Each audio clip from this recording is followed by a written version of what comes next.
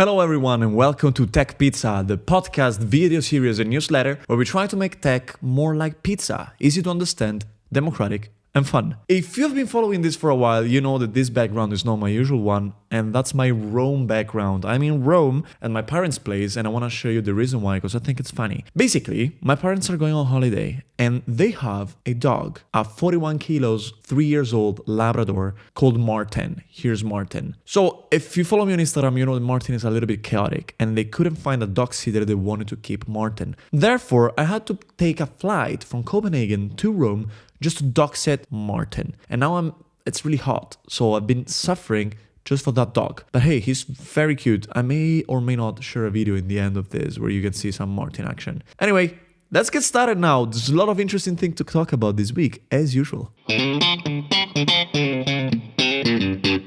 Amazon is buying One Medical, a primary care provider, for $3.9 billion. This is not the first acquisition that Amazon makes in healthcare. In 2018, Amazon bought PillPack for $1 billion.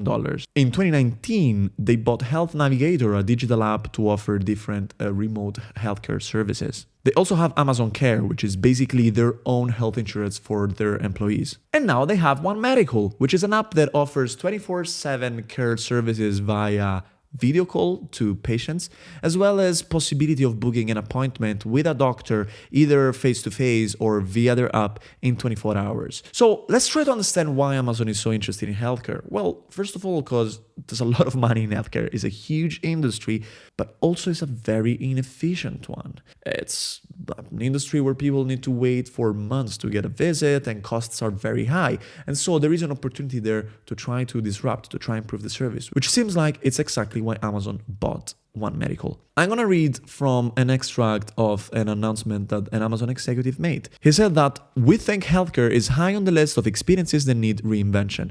Booking an appointment, waiting weeks or even months to be seen, taking time off, driving to a clinic, finding a parking spot, waiting in the waiting room, then the exam room for what is too often a rushed few minutes with a doctor, then making on another trip to a pharmacy. We see lots of opportunity to both improve the quality of the experience and give people back valuable time in their days. So Amazon is not saying much about how they want to implement One Medical in their business, but you can imagine that Amazon is really, really good at being efficient and, their supply chain and all these different things.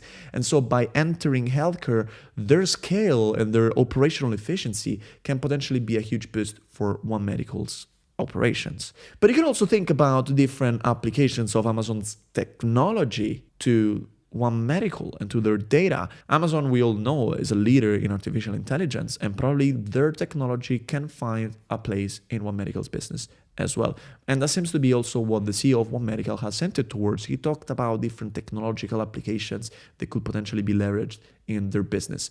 One more thing to say, $3.9 billion is a lot of money, for sure.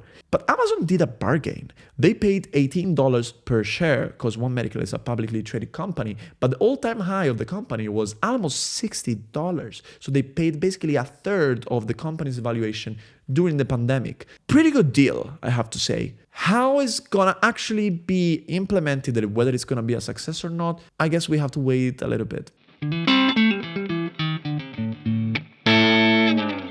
Tesla cars are being banned from entering the coastal site of Beidaihe in China. I hope I'm pronouncing this correctly.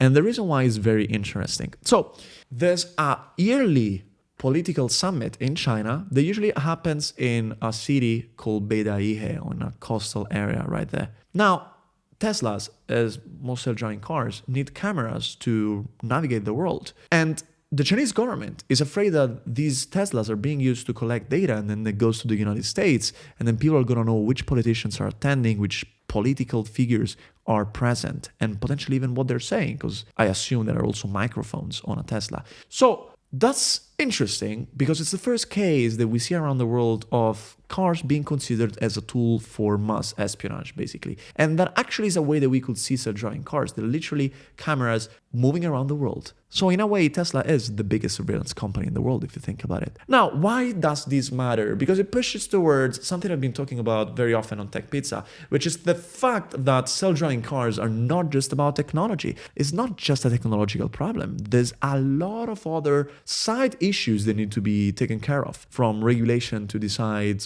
where they can go and where they cannot go, to insurance policies, to ethical issues, to this kind of surveillance problems. And so we're very far away from seeing them on our streets, not just because of the algorithms, but because everybody needs to figure out how to put them safely in our society.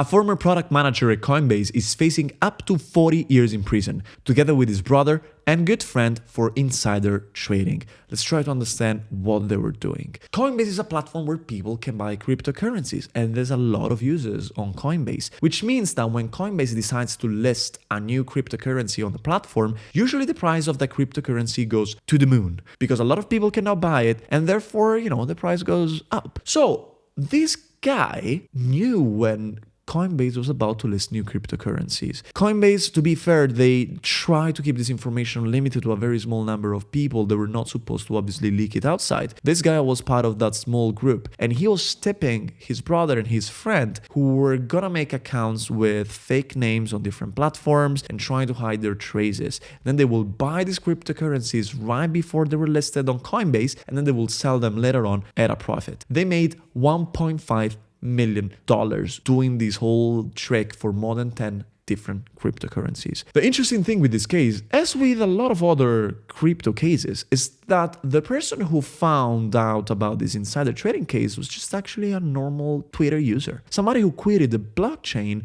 and found some sketchy activity around these cryptocurrencies right before they were listed on Coinbase. So this person made a tweet about it and an investigation got started. Coinbase invited this employee for a meeting, and this employee didn't show up. Instead, he went to the airport and tried to take a flight to go to India. But the authorities already knew that this person had some sketchy stuff going on. They stopped him, and now he's gonna have to face a trial together with his brother and good friend. There's a couple of things to talk about here. The first thing is, if people are being charged with insider trading for buying cryptocurrencies, that's always making cryptocurrencies more and more close to just normal securities, to normal stocks, to normal ETFs, because the same regulations are being applied to crypto as well, which I will argue is really good, because we need people to be protected by a lot of different scams that we've seen going on in cryptocurrencies, unfortunately. But it also means that it's pushing crypto to become always more and more similar to just normal securities, but on the blockchain. So it's going a little bit back from that ideal of a free, almost anarchist system. That's kind of the,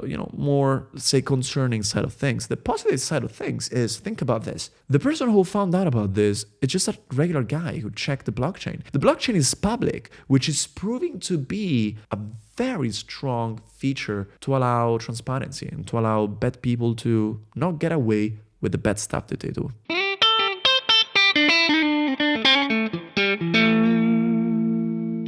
Meta announced a redesign both of Instagram and of Facebook to make it look exactly like TikTok, basically. The main feature is the discrete scrolling. The before was applied just to Reels, but now it's gonna take all the experience of both apps. And the other interesting thing is that they're also gonna start pushing more and more outside content, which means that you're gonna get content more from accounts that you don't follow, but that Instagram's algorithm and Facebook's algorithm think they may be relevant for you, exactly like TikTok. Why is Meta doing this? Well, because they're in deep trouble. TikTok's usage is to the moon. On average, users spend 25 hours per month on TikTok, and they spend just, and I put this on quotes because it's still a lot of money, but much less than TikTok, 16 hours per month on Facebook and less than 10 on Instagram and WhatsApp. This is global data, so it matches a lot of different nationalities, a lot of different age groups, so it may not be reflected to your case, it's not reflective of mine, but the data is pretty trustable. So Meta has this strategy of trying to either acquire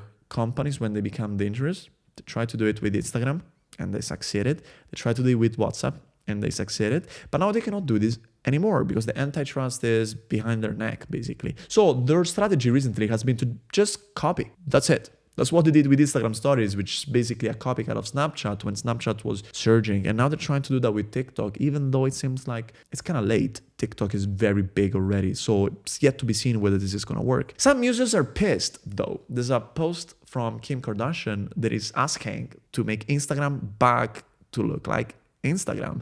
So something where people could see pictures of their friends rather than just silly videos from outside their networks. Some people have also raised concerns about dark patterns in this new UI, and a dark pattern is a user interface that is designed to basically try to make you do stuff that you don't actually want to do. And if you think about it, the whole concept of the TikTok discrete scrolling is somehow a dark pattern, because basically it's taking away your freedom to scroll as fast as you want. It's just locking you on each post. Now, to be honest, I think that this is true. It could be seen as a dark pattern, but the outcome is pretty good, because the fact that you have this discrete scrolling system allows the algorithms that power the newsfeed to get real, accurate information about what you like and what you don't like. Because you're literally stopping on every piece of content. And therefore, the time that you spent looking at that piece of content is a very strong and very clean indicator of your interest. So it's maybe worth it to have this different user experience, and I'm sure that it's gonna make Instagram's and Facebook experience better, because your content is probably gonna be more tailored. Is it gonna work? Is TikTok too big already? I guess we'll see, and I'm gonna be reporting that on Tech Pizza, so stay tuned.